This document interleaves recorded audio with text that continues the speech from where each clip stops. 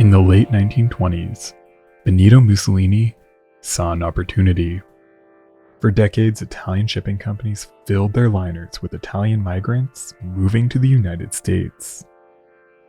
What if Italy was able to create passenger liners that didn't take people away from the country, but instead brought wealthy tourists from around the world? Mussolini was a master of propaganda. He knew that a prestigious liner could color the world's perceptions of his fascist Italy and bring him one step closer to his empire. His ambitions would create the greatest Italian liner ever built and burn his nation to the ground.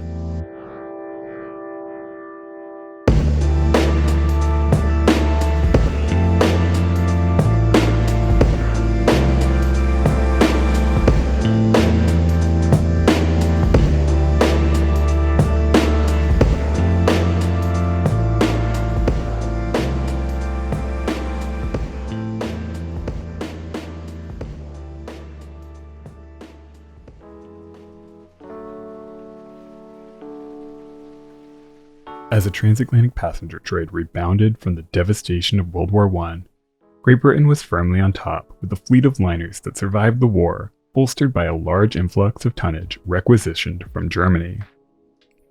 As the continent struggled to rebuild, there was little threat of competition for the speed record held by Cunard Line's Mauretania, launched in 1906. But soon other countries began to regain a foothold on the Atlantic.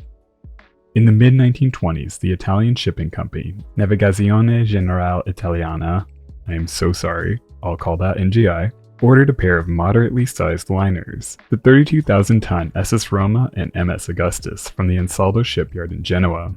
The success of these two ships inspired the line to begin planning a larger, more ambitious vessel.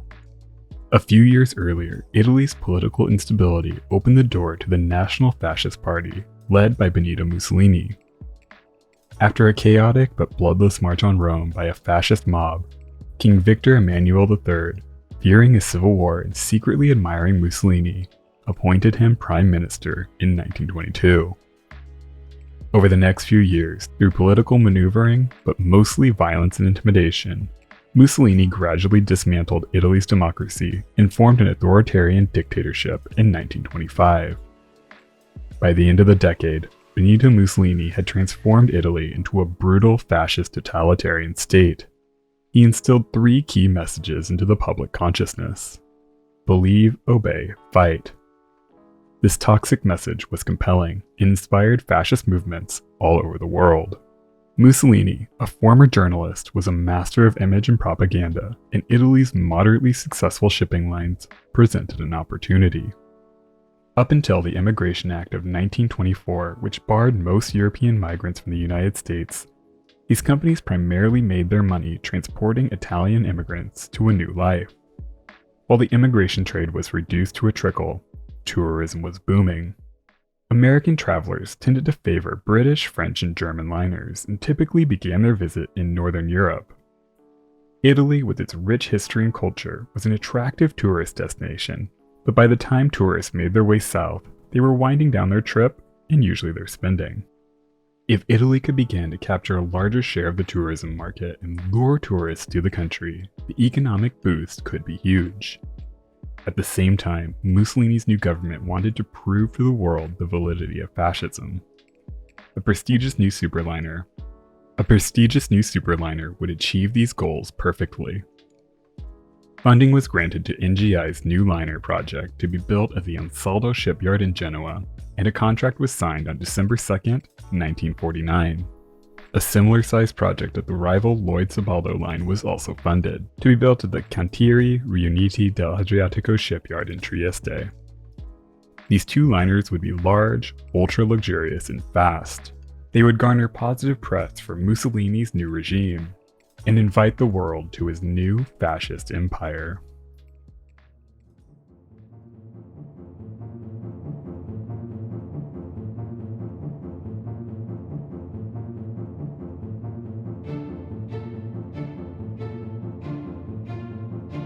Despite some modest economic gains in the 1920s, the Great Depression presented a major setback for Mussolini's government.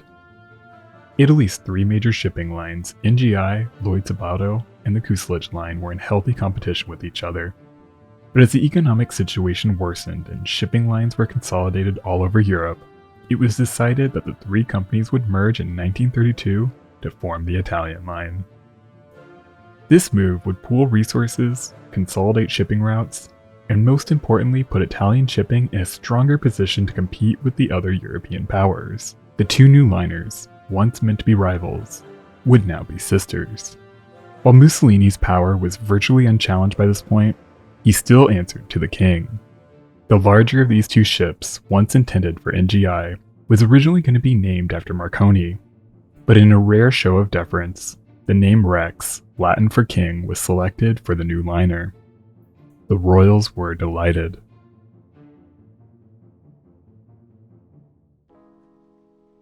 The design for Rex was both modern and highly conventional, while the smaller ship, to be named Conte de Savoia, was significantly more modern inside and out. Both liners took heavy inspiration from Germany's Bremen and Europa, as they were to be direct competitors. Rex's exterior sported a more traditional rectilinear form, with their saloon deck projecting outward like on previous liners. The Conte de Savoia took a much more streamlined approach with flush sides and slightly more curvature in her lines. The Rex would feature a highly modern bulbous bow with a hull that was modeled after the shape of a trout. She would be powered by 4 steam turbo gearboxes that could produce 136,000 shaft horsepower and generate a service speed of 26 knots with a top speed of up to 29 knots. She was 880 feet long with a beam of 96.8 feet and came in at 51,062 tons. She was originally designed with 4 classes, which held 378 passengers in first class, 378 in special class, a unique class positioned just below first, 410 in tourist class, and 860 in third class. She would carry a crew of 880. The Conte de Savoia was slightly smaller and slower, but the real difference came in how the two ships were decorated. Rex's interiors were an over-the-top traditional Italian Baroque with grand marble, intricate art, lush tapestries, and lavish woodwork covering nearly every surface. Savoia, on the other hand, took a much more restrained, modern approach. She was designed with an open feel and was one of the first major liners to use floor-to-ceiling glazing in their first-class lounge, which allowed light to pour into the space. Another major innovation found in the Conte de Savoia and not the Rex was her gyro stabilizing unit designed to reduce rolling. Many considered the Conte de Savoia to be the more beautiful and innovative of the two liners. Both liners would take keen advantage of the more favorable weather available on the southern route from New York to Gibraltar. Rex would feature 2 open-air swimming pools with actual sand that made passengers feel like they were on the Italian Riviera. Rex was one of the last liners to sport a clipper stern. This shape, though outdated, was selected to give the greatest possible aft deck space while allowing her to fit in the dry dock in Genoa. To further entice tourists, Rex was designed to also function as a cruise ship and featured air conditioning and luxurious cabins with private verandas to maximize the liner's appeal to the wealthy. Rex was launched on August 1, 1931. The event was attended by King Vittorio Emanuele III and Queen Elena, who served as the ship's godmother. 100,000 spectators watched as a massive new liner was launched. The friction of her weight actually set her slipway on fire. You can see the smoke rising in the videos and pictures of the event. Mussolini's Italy had the great liners they were looking for. Now it was time to present them to the world. Their debut would not go smoothly.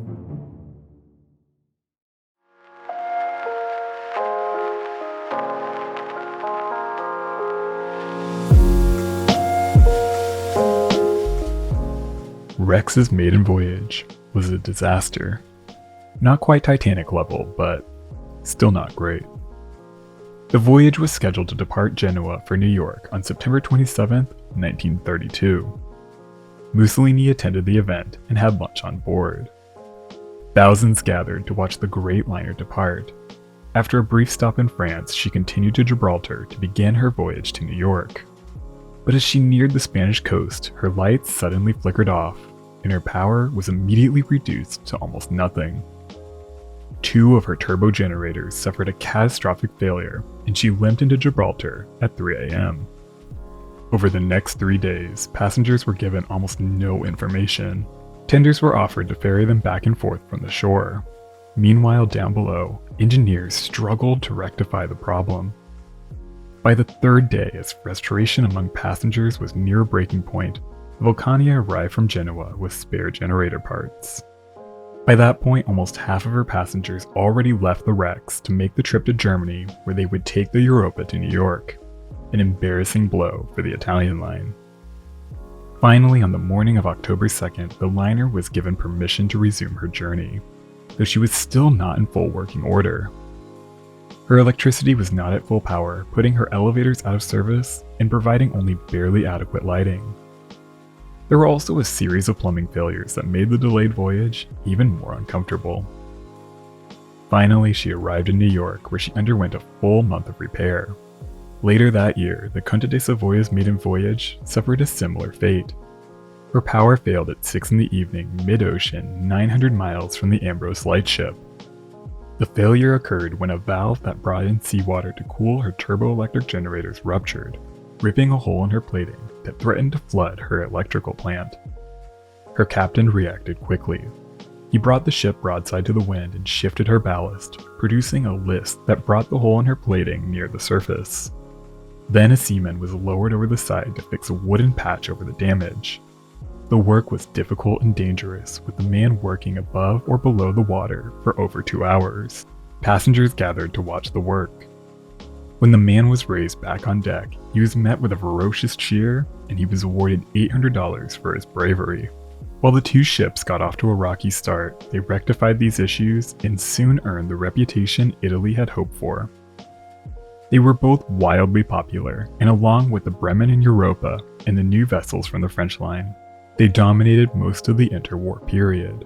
In August 1933, only a year after her disastrous maiden voyage, Rex erased the embarrassing memory when she completed the voyage from Gibraltar to New York in 4 days and 13 hours, capturing the Blue Ribband away from Germany's Bremen. Mussolini had the liners and the praise that he wanted, but the success would be short-lived as new rivals would emerge from Britain and France, and the world would soon teeter on the brink of war.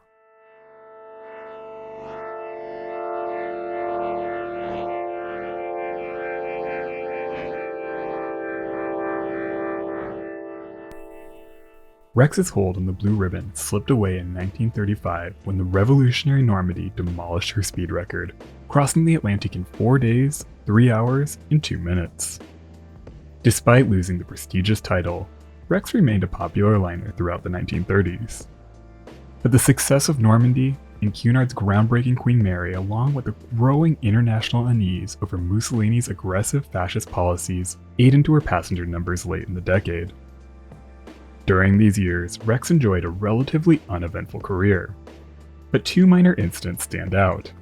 On one voyage, a first-class passenger came to the ship's surgeon with red blotches all over her back. She was given an ointment and jokingly told to lay out the caviar. But on the following day, a number of other first-class passengers came down with similar symptoms. It was soon discovered that the ship's first-class accommodations had somehow become infested with fleas. Following the voyage, the Rex was quietly withdrawn from service and fully fumigated. Lucky for the Italian line, the incident managed to stay out of the press. The next ordeal was one that foreshadowed the liner's eventual fate. It took place on May 12, 1938, when on a highly publicized training mission, 3 U.S. Army Air Corps YB-17 bombers intercepted Rex 620 miles out to sea in order to demonstrate the abilities of U.S. air power. The demonstration was not disclosed beforehand and caused quite a bit of anger from the Italian line, who didn't really appreciate their liner being used for pretend target practice.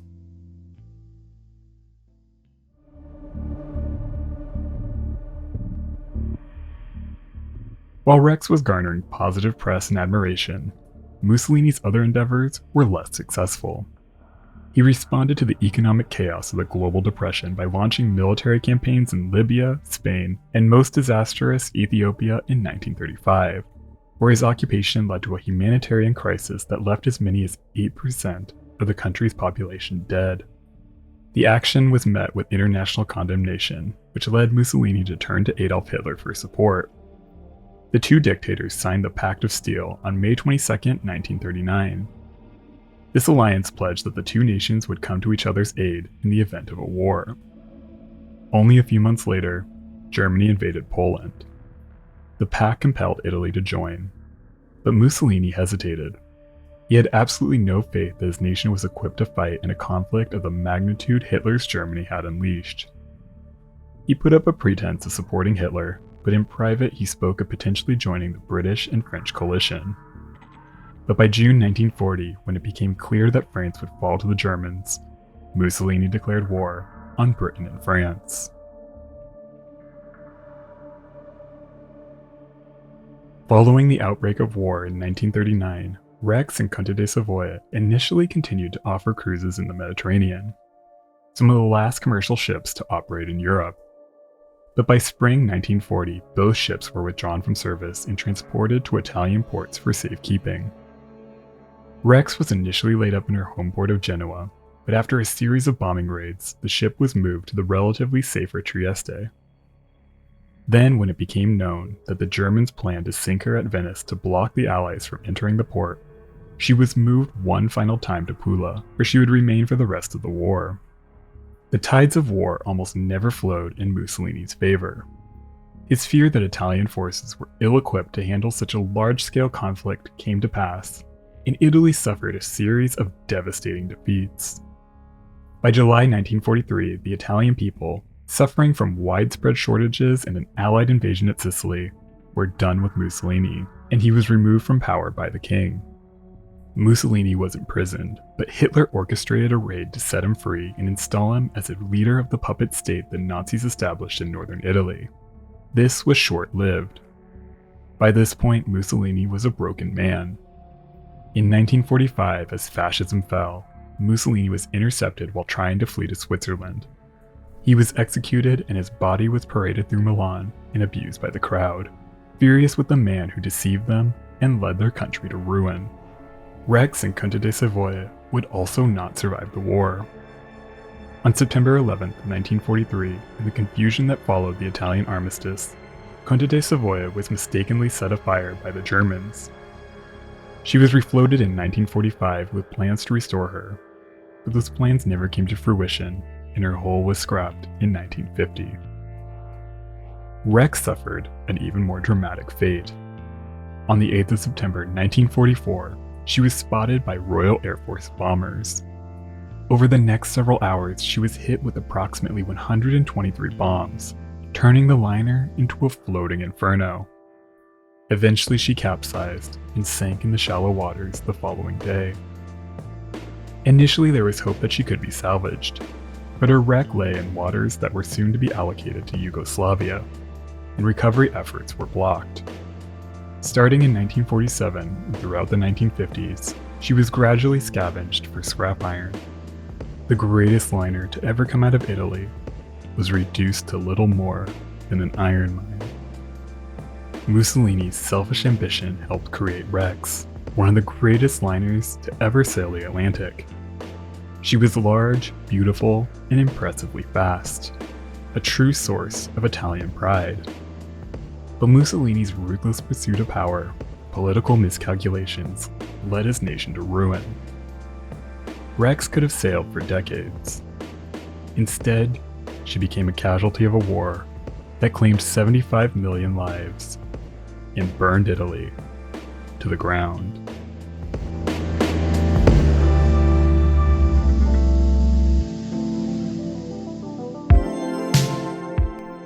Thank you so much for watching. If you enjoyed this one, support the channel with a like, comment, and subscribe if you haven't already. I'd like to give a special shout out to my supporters on Patreon and my channel members. Their support helps keep the channel afloat. Alright crew, that's all I've got. Until the next one, be nice to people.